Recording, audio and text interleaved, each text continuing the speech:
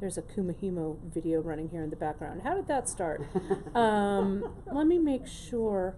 Oh, I have to vamp a little bit. That's what I forget with the YouTube. Anyway, I'm just talking to myself. I have to vamp. You're burning a little time. I am. Because or that too. The YouTube is scheduled to go on in 1 minute, so it'll come. Perfect. You gotta burn a little daylight. I gotta burn a little daylight.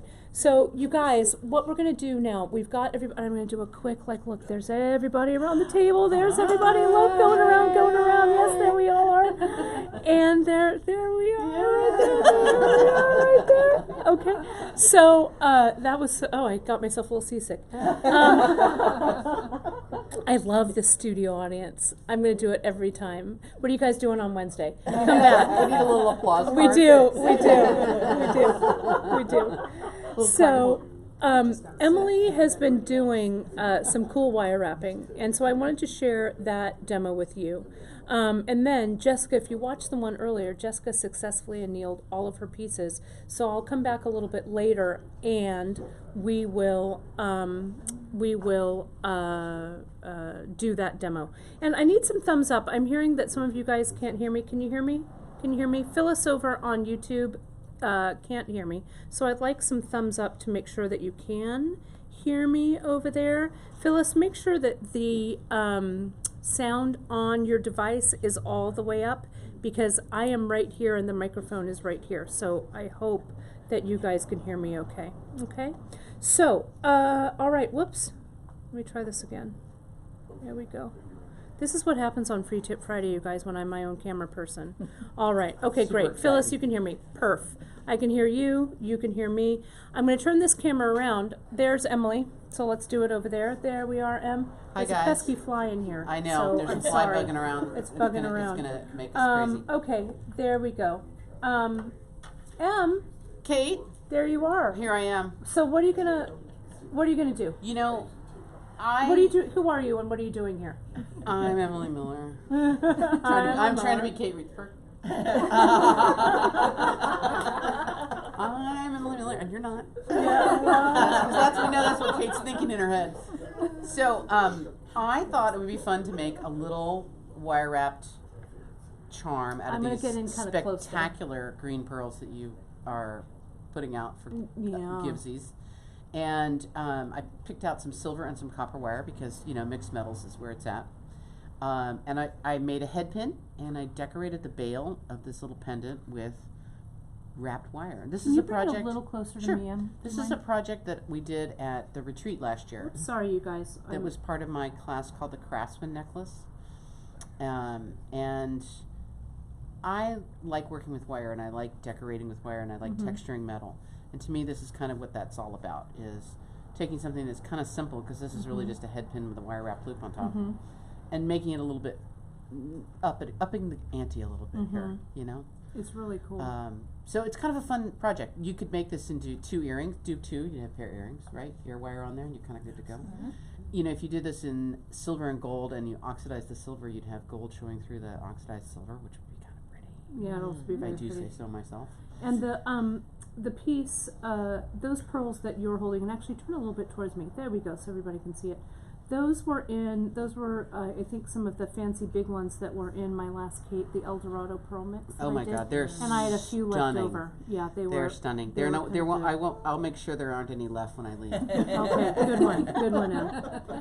What I'm going to do, Em, is I am going to come around, I think, over there, so I'm a little closer, maybe over your shoulder. We're gonna go and do a little hammer okay, first. So I'm going to follow you. Okay. So you guys, I'm doing steady cam, so I'm sorry if it's a little shaky. I'm trying to do my best Steven Spielberg, okay?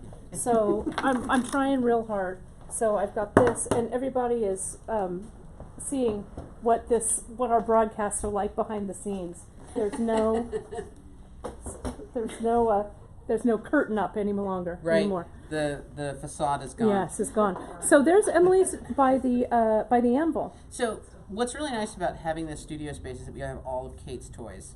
And a big stand-up anvil is really nice to work on. She's got her anvil on a stump, which hers is actually a very handsome stump. I made it. I'll show you guys. The stump absorbs a lot of the sound and the rebounce. So you've got a really solid surface. A lot of times we're hammering at home on a bench block and a hammer, and move that bench block over the table leg. And that's one way to minimize some of the sound and the bounce back, because the table leg's a little bit sturdier than just the tabletop that you're hammering on. I've got a chasing hammer. You do?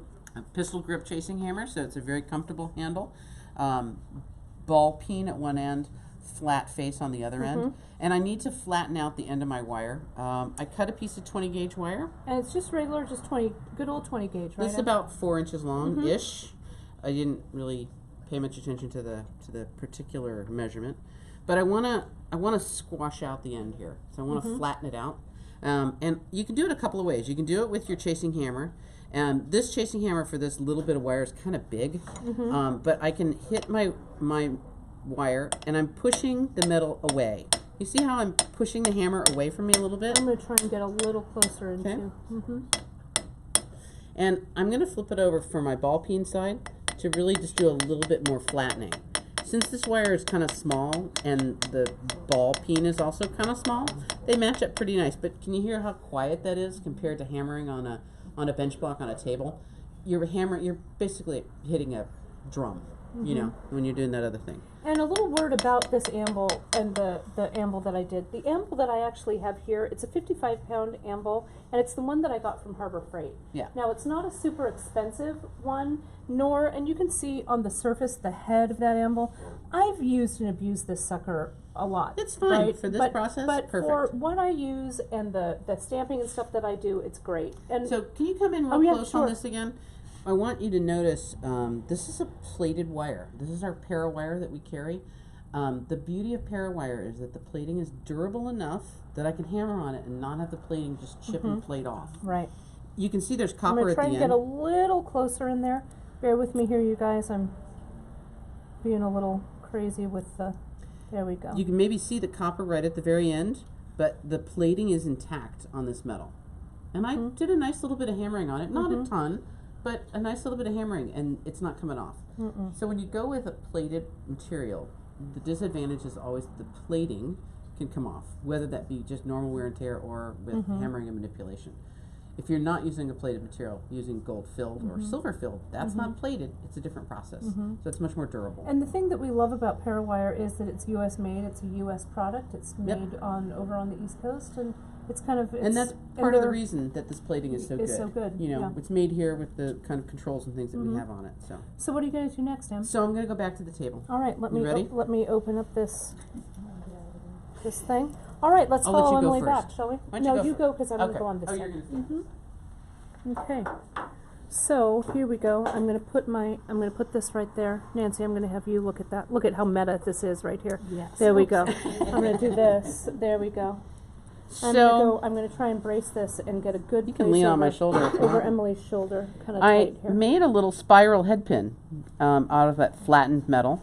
And really I did this just because I wanted to have a different texture. I could have just done a regular spiral. Can you or lift that a little closer to the Sure. camera so everybody can see that? Or I could have flattened it out to the paddle and left the There you paddle as my head pin. A head pin is really a piece of wire with some sort of a stopper to keep the bead from falling off. That stopper can be flattened metal, it can be a ball, it could be a decoration, it could be a gem, it could be just a little pin end, like a straight pin end. All those things qualify as head pins. Making your own head pins is economical. It's a really great way to have something that costs a lot less. If you're practicing or learning, you can learn two things at once, wire wrapping and hammering. Yeah, Okay. that's great. And just to let you guys know, I am away from all the comments. I'm not seeing your comments on YouTube or on the Facebook feed. So I'll review them after Emily's done, okay? And we'll take a look. Here's Sharon's getting a look. So if there's anything, Sharon, we need to know, let us know, okay? There's Andrea's watching. my yay! flattened paddle. So this would actually count as a head pin. I could put a bead Yeah. on here. This would stick out below my bead. Like a little paddle A pin. little paddle. That's what that's called.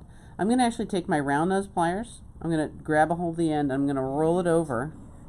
And I'm going to continue to roll it over, kind of jelly roll style here. Just gently grabbing it with that round nose. Don't want to be too aggressive. But I'm just rolling it up till I have a little head pin. I could even, if I really want to get crazy town, straighten that little roll out so that it's sort of centered more on Nicely. my pin. Let me see if I can get really close up into there. There we go. That's not too bad. Great. Beautiful. Okay.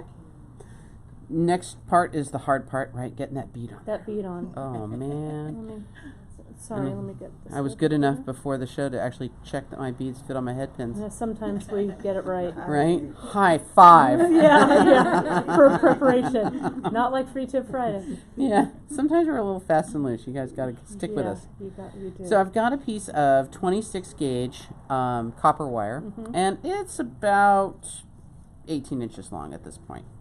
I think I started with about a yard, and I've been using it up. I'm going to hold it right on top of my 20 gauge head pin, and I'm going to wind the wire now around the 20 gauge. And I'm winding a little bit slowly, as you can see. I'm not, no speed record here. As I'm winding this, I'm putting some pressure towards my holding hand, and that's helping keeping my wires side by side, lined up and tidy. Yeah, you're kind of winding it with a little bit of tension in it. And if you make a mistake, it overlaps or you get a space here, stop and unwind and go again. Fix it, yeah. If you sort of say, well, it'll all work out and come out as I keep going, it won't. These are wise life lessons, Emily. Feel free to just stop, fix it, then continue. But it's good, and you can see that Emily also isn't inching up on the end of the wire. She's has about an inch between where the wire is winding and where she's grabbing onto it. So that also helps to keep that wire nice and straight. And this does not take very long. It's a rather simple process.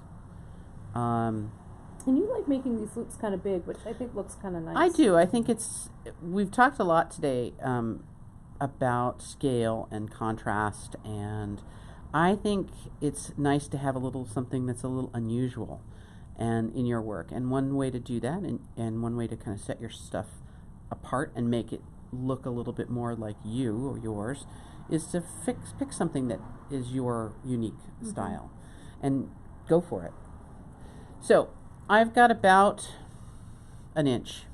I'm going to say that's maybe it's maybe a little shy. Maybe it's 3/4 of an inch. Okay, I'm going to trim off my extra.